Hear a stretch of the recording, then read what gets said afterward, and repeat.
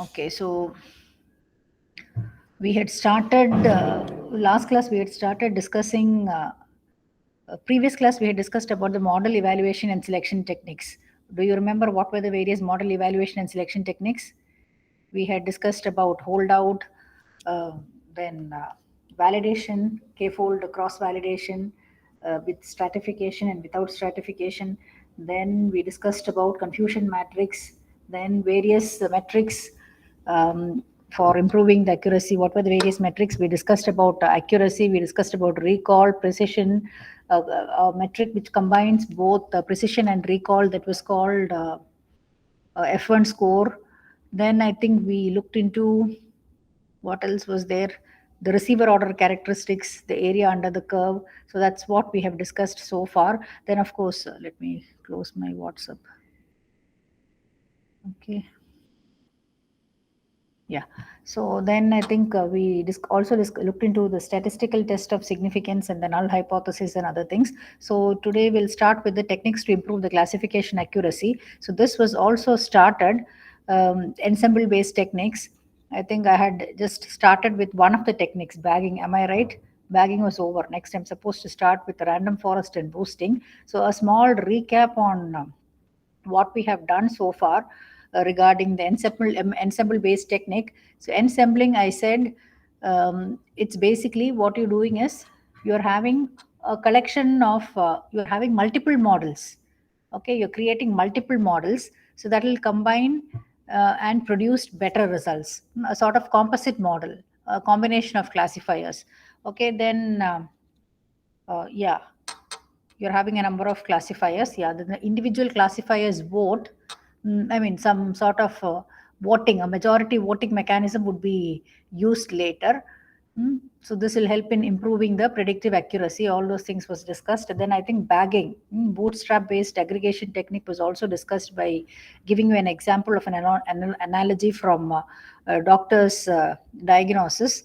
So to generalize regarding your bootstrap aggregation called bagging, so this was an example given from a decision tree. So what you basically do is when you're given a sample data set, multiple bootstrapped subsamples are being pulled out. What do you mean by bootstrapped subsamples? Do you remember? We had discussed about bootstrapping and 0.632 bootstrap classifier. Do you remember what this bootstrapped subsamples are all about? So those are all subsamples drawn without replacement. Not without replacement, with replacement, with replacement.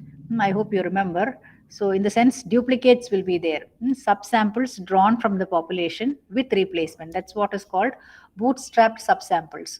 Okay, so when you're given a set of data, multiple bootstrapped subsamples are being pulled off, and then a decision tree or a similar model will be formed on each of the bootstrapped subsamples.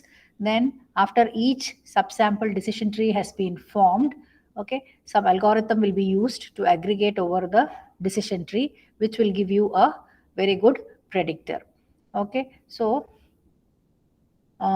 yeah, basically this is where we have concluded in the last class. Okay, so what I want to tell you is this ensemble. Ensemble, it's nothing but a data mining or a machine learning concept in which the main idea is to train multiple models using the same learning algorithm. Using the same learning algorithm.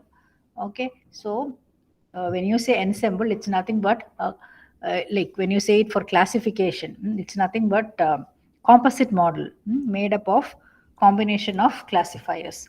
Okay, so this is where we had stopped in the previous class. So okay, today we'll look into the second type of technique. We had mentioned that there are three techniques. So one, okay, yeah, one is called bagging, bootstrap aggregation. Second one is, oh, okay, the random forest is not mentioned here. Okay, this is actually random forest, about which we are going to discuss today's class. And the third one is what is called boosting. Okay, so boosting. So second one is what we're going to look into right now, random forest. Okay, so this is actually a variant of bagging. this actually makes use of decision trees for learning. Okay, decision trees are being used for learning purpose. Okay, so here also you have M, let's say certain number of bootstrap samples in the sense samples with replacement. And then like from n tuples or from a data set with n tuples, M bootstrap samples are being created by, I mean, that is random sampling with replacement. Okay, and these M samples, okay, they are used to train M decision tree learners. Okay, so instead of training different models with the same feature as what we have done in the previous thing, that is bagging, here what you do is in random forest you choose random set of features. Random set of features are used to construct decision tree. So you can see here the tree. The tree, all the trees are not the same. Okay, the decision tree, here you have this tree, so they have different leaves. This tree is having a different leaf, this particular tree is having a different leaf, this particular tree is having a different leaf. Okay, but then they are all of the same depth. Okay, so that's what, so instead of you training the different models with the same feature, so random forest will choose random set of features to construct decision trees. Okay, so then after that it will use, yeah, you have a better diagram here.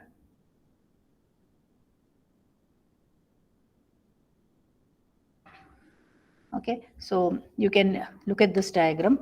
So after that it will use majority voting, or averaging, to finalize the prediction from all the decision trees. You can see here the training data set. So these are the bootstrapped subsamples. Okay, sample 1 with certain selected features, sample 2 with certain features, sample M. So from these, decision trees are being made from each of the samples. Okay, but then they are all having different leaves. You can see none are same, but then they have the same depth. Okay, then after that, see how the prediction is being made. Prediction is being made based on majority voting or averaging to finalize the prediction from all the trees. Okay, so that's what random forest is all about. A collection of trees with each tree constructed with random samples, random set of features, and random split features. Okay, so that's what is the random forest all about. So that's what we call it, well, that's the reason why we call it as a random forest. Okay, so there are actually two methods to construct a random forest. So one is what is called the random input selection method, forest RI. Okay, so which makes use of our cart methodology to grow the trees to the maximum size. Do you remember cart? I will not ask you what it is. Have you heard of cart? Pin drop silence in the class. Classification and regression. Classification and regression trees. Hmm? People know only bullock cart, I suppose, not the cart from decision trees. Hmm? That is the situation now. How many are listening is a big question mark. So we had discussed a lot of decision tree construction algorithm, which makes use of different attribute selection measures. I hope you remember all these are going to be asked for exam. So like what were the different algorithms that we discussed along with CART? We discussed about ID3, we discussed about C4.5, then we discussed about CART, correlation, classification and regression trees. Okay, in this classification and regression trees is being made use by your random input selection method. Okay, then you have another technique called, who's that who's put a message now? Chinta is having power cut. He will join. Okay, Ajay, you just joined for the class, huh? Is it, Ajay? Ma'am, I was from the beginning, ma'am. He asked me to inform you, Yes, ma'am. yes, yes. He has texted me and I have informed him back also. I have replied back to him. Okay, okay, He please. still asked me to put a message, ma'am. Okay, okay, okay, Ajay. Oh, Thank you. please mute your this thing. My ears are deafening. Okay, so the second method is random linear combinations, forest RC. Okay, so this basically makes use of random linear combinations of input attributes. Okay, so instead of randomly selecting a subset of attributes, it will create new attributes or features that are linear combinations of the existing attributes. Okay, so actually this is also a very good method for increasing the accuracy of the classifier, and this is this particular technique, random forest. It works well with the high dimension data sets. Okay, and then it can take care of missing data, and then the accuracy of the missing data can also be looked into, will also be looked into. So these are all the advantages. But then the main disadvantage, what they say with respect to the random forest is, always the last prediction will depend upon this average prediction from the subset trees. Okay, so many a times it may not give you a um, uh, accurate value or a precise value for a regression model. For a classification model, okay, yes, but then for a regression model it may not give you a accurate value. Okay, so that's what is regarding your random forest. Okay, it's basically an expansion or a extension of your bagging technique. Okay, so it makes a random selection of the features rather than using all the features to develop the trees. It makes use of it will randomly select certain features, okay, to develop the trees. Okay, so since we have numerous trees, we call it as a random forest. Okay, so next is moving on to the next technique is nothing but boosting. Boosting. Okay, so as it's mentioned here, an efficient algorithm that is able to convert a weak learner into a strong learner. Okay, so we'll just look into the scenario or the example which is being given here in the slide to understand why do we need to go for boosting. Okay, so the example what it says is, suppose we want to check that an email is spam email or a safe email, that is spam and ham filtration, segregation, classification. Fine, so there are multiple possibilities. So the first rule, what it says is, email contains only links to some websites. Okay, so based on this, you're taking a decision, it is a spam. Second rule, what it says is, the email is from an official email address. For example, tutorialsfree@gmail.com. So the decision is, it is not a spam. Okay. Third rule, what it says is, email has got a request to extract private bank details. For example, the bank account number, father's, mother's name, password, or similar things. Okay. So definitely such a thing will be a spam. Okay. So these are the three rules. Okay. So now the question is, uh, these three rules, whatever is being given here, are these enough just to classify an email as spam or ham? Okay, so the simple answer for it is, these three rules are just not enough to classify something, classify an email as a spam email or a safe email. These three rules are called weak learners, you can say. Okay, so weak learners. Okay, so we need to boost these learners. We need to boost these learners. There are various other things also included into, in order to determine whether an email is spam or ham. So these three rules are called weak learners, so we need to boost them, boost these learners. Okay, so we can boost the weak learners to a strong learner by the process called boosting. Okay, so it's basically the boosting. The idea is, you're training the weak learners sequentially. Then each will try to correct its predecessor. So this is a sequential process. That's what the thing point to be noted. Previous decision tree based our previous techniques, bagging and other things, that was done parallelly. But then even your random forest was done parallelly. But then this is something, a sequential process, one after the other. Okay, so again, another analogy is being given. Okay, similar analogy was discussed for bagging also, the same analogy. Okay, suppose you are the patient. This is to understand the concept of bagging. Sorry, not bagging, boosting. Okay, so suppose you are the patient and you have certain symptoms. Okay, so instead of consulting one doctor, you choose to consult several doctors. Okay, and then you start assigning weights to each doctor. to each doctor, in the sense you are assigning weights to the worth of each doctor's diagnosis. Okay, so that how we are doing it is, it's based on the accuracy of the previous diagnosis what that particular doctor has made, based on whether they have made a correct diagnosis or not. So based on that, you are assigning some sort of weights or significance or some value to the worth of each doctor's diagnosis.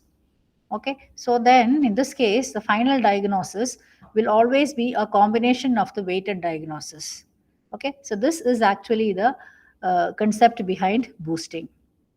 Okay, so in boosting, what you do is, the working is being given here in the slide. Okay, so weights are assigned to each training tuple.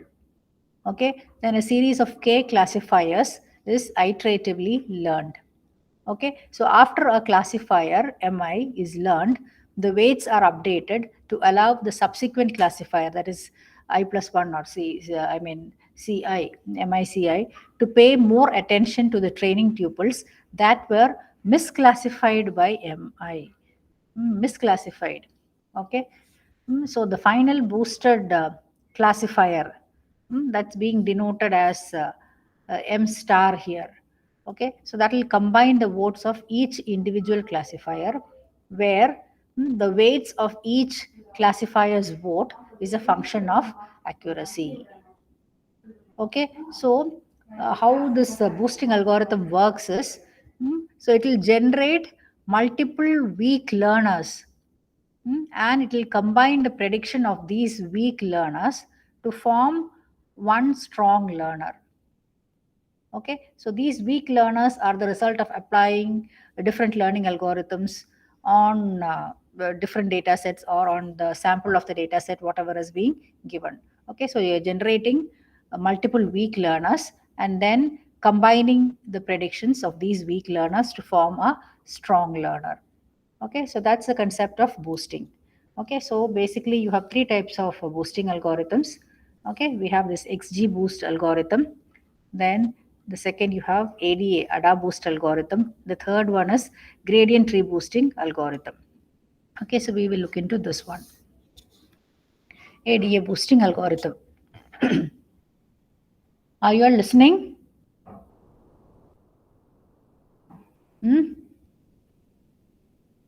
Apurva, listening? Yes, ma'am. Okay. Sriram is listening as usual, no, Sriram? Sriram is not there in the class, huh? Vithun? Yes, ma'am. Vithun is there, so Sriram is on leave today. Fine. Okay, so let's see what are the steps involved in this ADA boost algorithm. So this is basically a iterative technique. Okay, so what you're trying to do is, you're trying to build a strong classifier by combining multiple weak classifiers or poorly performing classifiers, so that you will get a high accuracy strong classifier.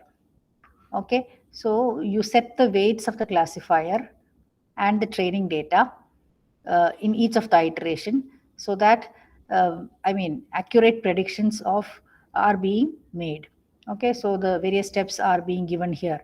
Okay, so all the observations are given, equal weights, model is being built, prediction is being made, errors are calculated. Then while creating the next model, higher weights are given to the data points which were predicted incorrectly. Then weights can be determined using the error value. Then process is repeated until the error function does not change or the maximum number of estimators is reached. Okay, so this ADA boost actually should meet two conditions. Okay, in the sense the classifier should be trained for various weighted training examples, in the sense the training data. Okay, iteratively it should be trained, okay, on various weighted samples, training sample.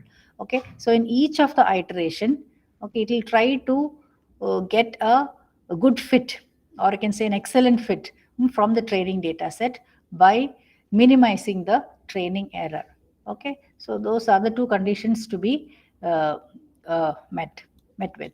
Okay, so you can see here the diagram it's being given here. So this is given in the context of decision tree. Okay, that's why it's given as decision stump, stump 1, stump 2. They are all level 1 trees, level 1 decision trees. Okay, so as the base classifier, we can train a decision tree algorithm to make the predictions on our training data. Okay, then you follow the methodology of your ADA boost, whatever is being given here. Okay, then and following the methodology of the ADA boost algorithm, the way you concentrate basically on the misclassified training instances. So the weights of the misclassified training instances are being increased. Okay, here it was written. You concentrate on the misclassification. Misclassification instances, misclassified instances. Okay, so then you have the second classifier. So that will be trained and it acknowledges the updated weight, and that particular procedure will be repeated over and over again. Okay, so at the end of every prediction model, okay, so you will end up boosting the weights of what? The misclassified samples. Okay, so that in the next iteration, the next model will have it'll do a better job. Okay, so that's how the procedure goes on. Okay, so it's another ensembling based technique. Okay, so when you say the weights, I kept on telling weights, weight updation, and other things. Okay, so weights means it actually signifies, or it actually reflects the significance or how difficult it is to classify. Okay, how difficult it is to classify. Okay, so the higher the weight, okay, so the more often it has been misclassified. Okay, so the weights will be used to generate the training samples for the classifier of the next round. Okay, so in ADA boost algorithm, we focus more on the misclassified tuples, that too of the previous round, previous iteration.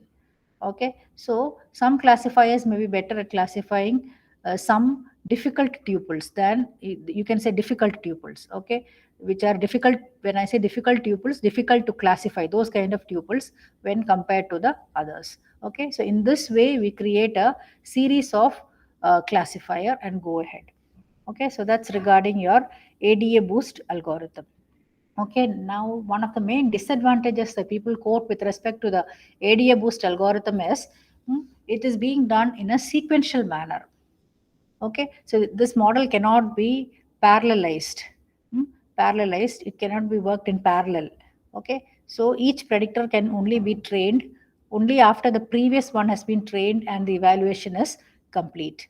Okay, so that's regarding ADA boost. Okay, this is the the formulas and other things are given here. Error rate computation, and the weights. Okay, how it is, you can just look into it. Okay, the misclassification error. Okay, the steps are the same whatever I mentioned here. I have detailed it out here. So this slide shows you the error rate, the weight, and other things. Okay, so now coming to the difference between this bagging and boosting and other things, and to answer a question, which is good? We have discussed both bagging and boosting. Which one is better? Okay, so it all depends on the data what you have, or the task which is under consideration, the circumstance, the simulation that you're going to do. Okay, so bagging and boosting, they're all basically trying to combine several estimates from different models. Okay, so that they all try to decrease the variance of your single estimate. Okay, so definitely they will result in a model with higher stability. But then it depends from problem to problem.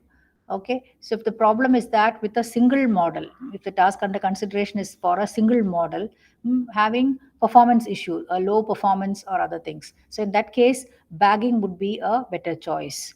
Okay, because boosting could generate a combined model with low error, but then it will optimize the advantages and reduce the pitfalls of the single model. Okay, so both are equally good with some slight variations. That's what I just wanted to tell you. Okay, So if it is a problem with a single bias, it will always be good to go for a boosting rather than a bagging. Okay, so but then in case it is overfitting and other things comes into picture. Okay, so bagging is more effective when compared to boosting. Okay, boosting cannot help to avoid overfitting. We had discussed about overfitting when we discussed about decision trees, overfitting, pre-pruning and post-pruning and other things. Okay, so when it comes to overfitting, I mean, bagging is considered to be more effective than boosting. But then if it is a model with performance related issues, a single model, so in such case, boosting can be a better option when compared to your bagging. Okay, but then to summarize, I mean, you cannot say one particular model is better than the other. Okay, so I mean, when you say machine learning or data mining, the objective is always to find a model which will best predict uh, our required outcome. Okay, so rather than making one model and hoping that particular model will be the best model or it will be the best accurate predictor. Okay, so you can go for the ensemble based methods, whatever we have learned so far. Okay, because that ensemble based techniques look into a variety of models into, it will take into consideration a variety of models into account. Okay, and then only it goes for the final thing for the prediction. Okay, so and another point to be noted is we discussed all these techniques with by using decision tree. Okay, so that doesn't mean that decision tree is the only ensemble based technique which is available. But then that is one of the most popular technique, ensemble based technique, which is being used by the data science community. Okay, so that's a point to be noted. Okay, so next, coming to the last topic is classification of, the topic name is, I think, imbalanced data set. Classification of class imbalanced data sets. Class imbalanced data sets. Are you all listening? What about C-section, Nityashree? Is Nityashree there in class? Nityashree Narasimhan? No, huh? So while attendance also, no attendance. Yes, ma'am. Oh, C-section. They say my colleague madam is telling C-section will not respond. So that's the kind of reputation what you people have got. Huh? Ma'am, no, ma'am. No, ma'am. It took me to respond, ma'am. Okay. Okay, so now let's see what this last topic in the third unit, right? Third unit is class imbalanced data sets. Okay, so give you an example for it. So, I mean, this imbalanced data sets you can find in a number of scenarios. For example, stealing of electricity, called this electricity pilferage problem, or fraudulent transactions in banks, or identification of rare diseases. Okay, so in all these situations, the predictive model developed using your conventional machine learning models may not be accurate. It might be biased, it might be inaccurate also. Okay, this happens because the machine learning algorithms are usually designed to improve the accuracy by reducing the error. Okay, so they don't take into account the class distribution, or the proportion or the balance of the classes. Okay, so that's the reason why all it results in a failure. Okay, so when you say imbalanced class distribution, so that means it's basically a scenario where the number of observations belonging to one class is significantly lower than those belonging to other classes. Okay, I'll give you examples. Okay, so I mean, I just mentioned that classical ML algorithms cannot deal with it.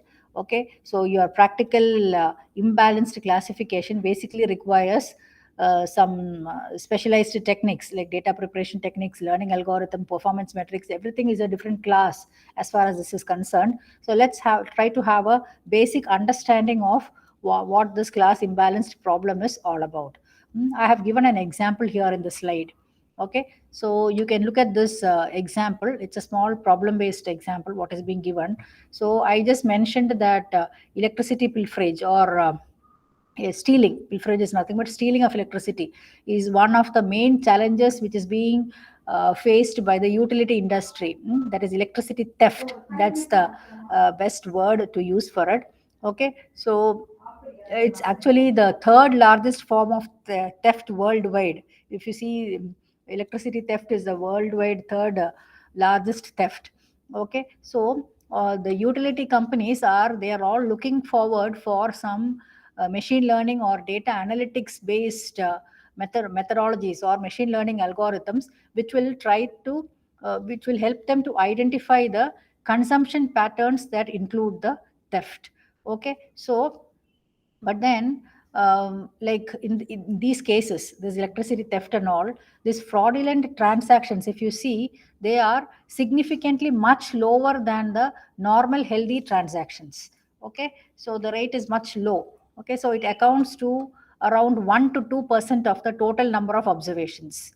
Okay, so what we want to do is, or our task is basically to improve the identification of the rare minority class. Okay, rare minority class, that's what the rare minority class.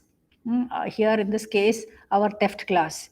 Okay, so we want to improve the identification of the rare minority class. So as opposed to achieving high overall accuracy, that's not our objective here. Okay, so that's why we have put it as a imbalanced data or imbalanced class problem. Okay, so yeah, I mean, in this case, in rare minority class problems, so the machine learning problems, okay, so actually they tend to produce unsatisfactory classifiers. Okay, when you are faced with these sorts of imbalanced data sets. Okay, so like that's what is mentioned here. So for any imbalanced data set, if the event to be predicted belongs to a minority class, and the event rate is less than 2%, okay, so then it is called as a rare event. You can put it here. It's called a rare event. Okay, so rare minority class. Here you can see the event rate is 2%. Okay, so let's look at this example here. Okay, so the total number of just a second.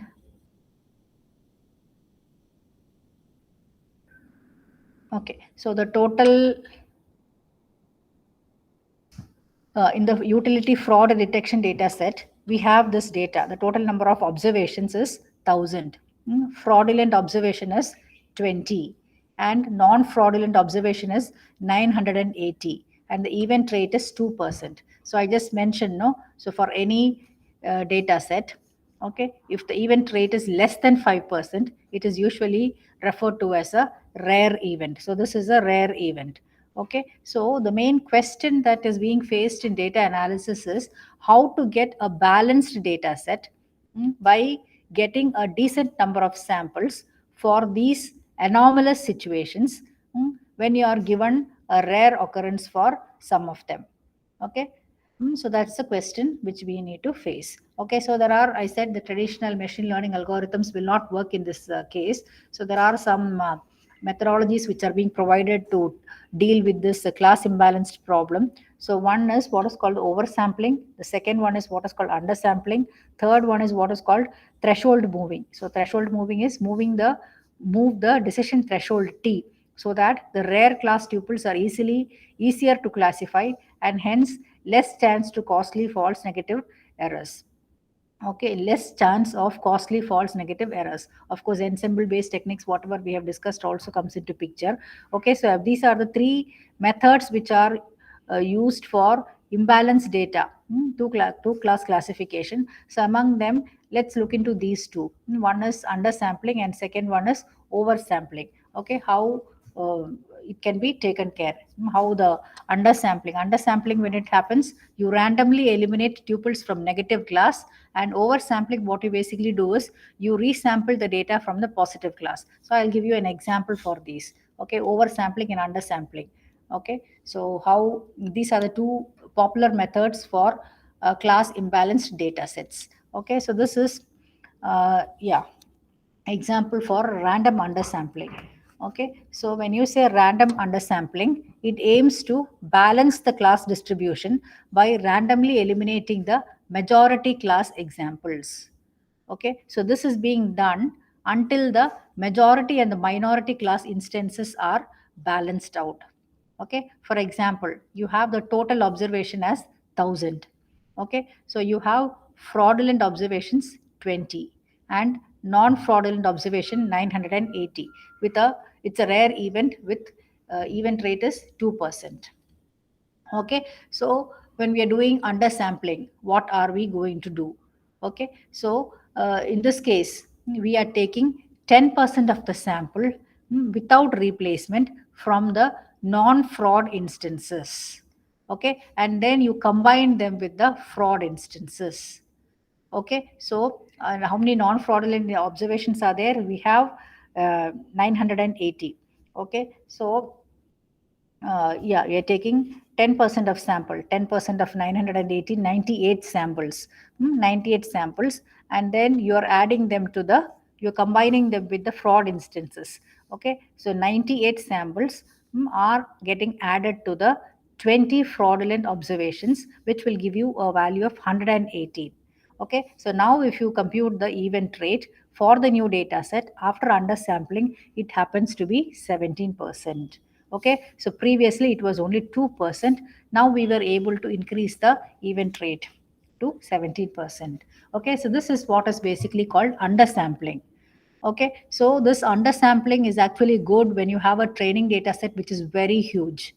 Okay, so like you can reduce the number of training samples and the storage problems and other things when you have a very huge data set.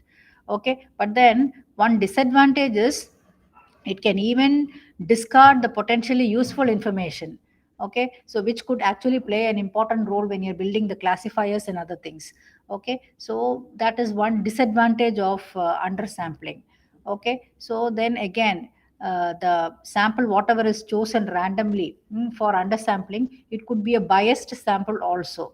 Okay, so then whatever you have, it will not be an accurate representative of the population under consideration. Okay, so that can result in inaccurate results also with the actual test data set.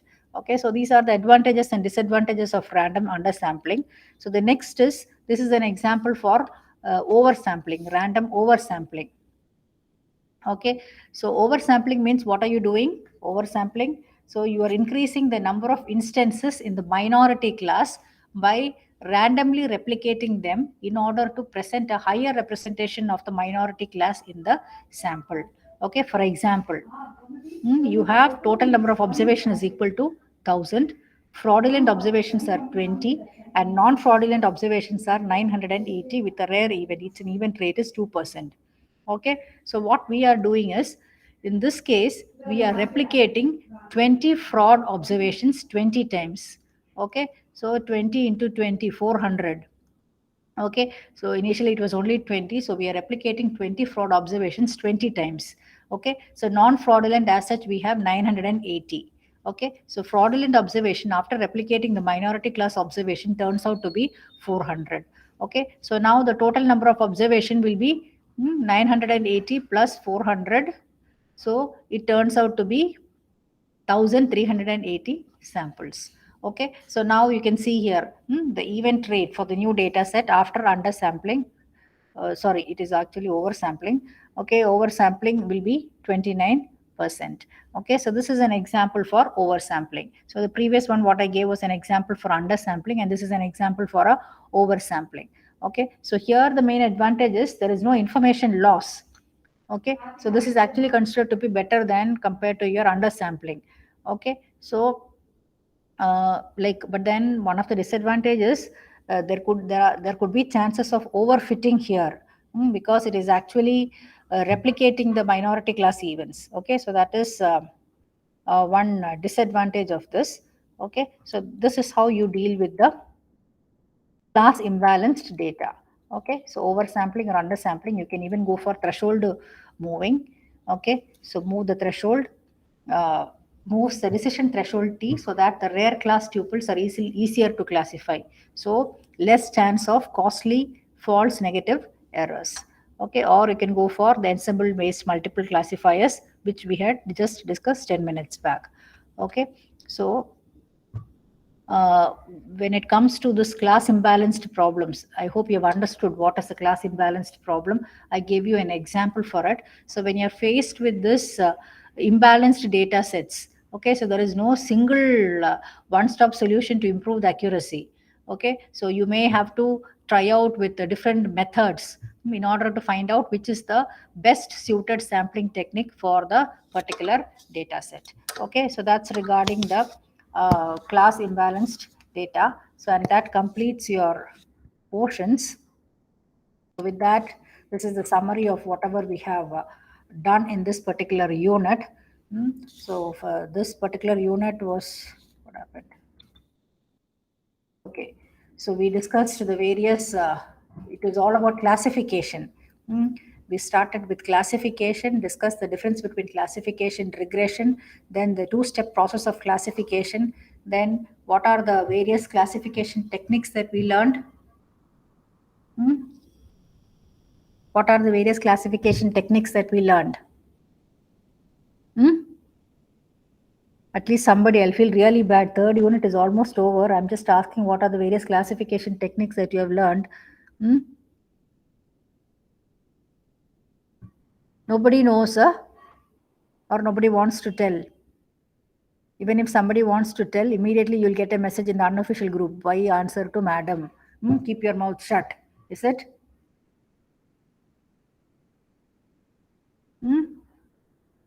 What are the various classification techniques that we have discussed? Decision tree based classification we discussed. Rule based classification we discussed. Then by Bayesian classification, based on Bayes theorem, all these things was discussed. Then we discussed the evaluation metrics, the various models. Okay, then the various significant test and receiver order characteristic curves for model selection. Then then finally we concluded no single method has been found to be superior over all others for all the data sets. Issues such as accuracy, training time, robustness, scalability, and interpretability must be considered and can involve a trade-off, further complicating the quest for an overall superior method. Okay, so that completes. So any doubts? Any doubts? No doubts. What does no doubts imply? Nityashree, what do you mean by no doubts? That we probably understood everything. Okay, that's what I wanted to hear. So no doubts means either you have understood everything or you have not understood anything. So let me assume the first one. Okay, as such, no doubts come from this particular class regarding anything other than attendance. Attendance is only doubts which everybody have. Okay, answer your attendance. Anirudh, Present, ma'am. Dharini, Present, ma'am. Ramharini, Present, ma'am. Aravind, Present, ma'am. Ma'am, 15%, ma'am. who's 15? Okay, Kalyan Sundar. Okay, I forgot to call out your name. Sorry. Okay, let me stop the recording.